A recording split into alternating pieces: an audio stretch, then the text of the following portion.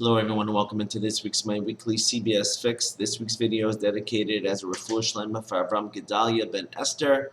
May you have a complete recovery, and to all the other cholim amongst the Jewish people. In this week's parasha we have a double parasha, Tazria-Metzora. I will quote to you a pasuk from Metzora which deals with different types of outbreaks that would happen on people's homes, in their clothing. They're all messages from Hashem that we should change our ways. And the Torah says if a nega, some type of affliction, would appear on the home, so the person who is the homeowner, he goes to the Cohen and he says, Kanega nirali babais. It seems that I have a nega, or a nega has appeared in my home. And of course he'd go to the Cohen would pronounce what it is. And the Balaturim makes an interesting statement over here. He says 2 times in the Torah does the Torah use the words nirali. It appears to me.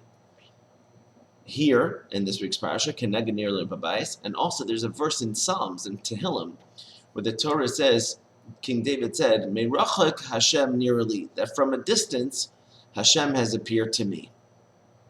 So the question is, of course, what is the connection between the two of them? And I heard from Rabbi Yisachar Fran, who explained beautifully. He explained that, as we know, there's many times that, as we've mentioned in the past, things seem not fair, or things seem unjust, or things seem that Hashem is cruel and He's doing things to us that seem to be ungodly, or we would be more compassionate, or we would never carry something out like that.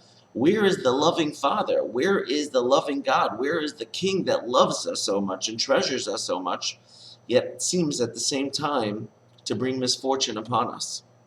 Kenega nirali babais, it looks like I have a neg on my home. But as we know, as we've mentioned before, that many times what seems to be a bad thing ultimately really could be a good thing. As we mentioned, that a lot of times a person had the neg on the house, he had this affliction on the walls of his home. It was a spiritual affliction. Unfortunately, we don't merit to have it today. But there was a spiritual affliction on the home. And what would happen? They had to knock down the entire wall of the home and redo it. That seemed like to be a terrible thing. Cohen, Rabbi, what do you mean? I just redid my entire house. I just redid the walls. Cohen said, it doesn't matter. You got to rip it down. You got to knock it down. You got to rip it all out. I just put it all in.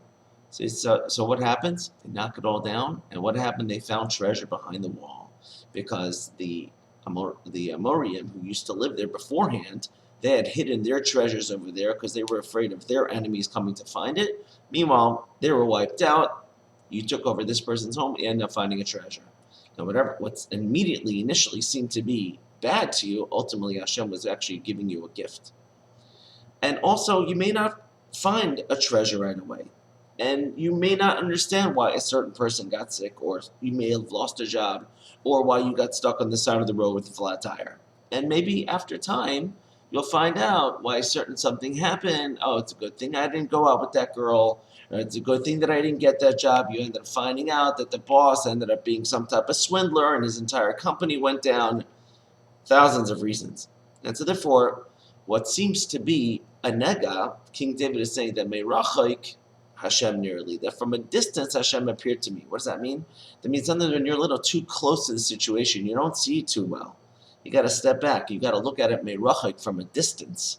When you see from a distance, after some time passes on, then maybe you can see why actually it was a blessing, why that misfortune happened to you. And just to share another thing, sometimes we don't even get that lucky. And sometimes meirachak from a distance for us may be up in the next world. When we're 120 years old, when we go up to see Hashem, and we ask Hashem, why? How come? So Hashem's going to show us exactly why, and then everything will make sense. Like the old saying goes, down here there are no answers. Up there are no questions. Everything is clear. So what do we have to do? We have to work on our emunah and Hashem. Trust in Hashem that everything's happening, even what's happening in the world right now. Hashem has got a plan. It's somehow for our benefit. Let's take advantage. One of the ways, though, at the same time, is we have to remember, if there does seem to be an affliction going on, we have to change our ways. We have to rip out some of the walls in our house. Maybe there's too many things that are blocking us from Hashem. So knock down those walls. Come a little closer to Hashem. Have a great Shabbos. Thanks for listening.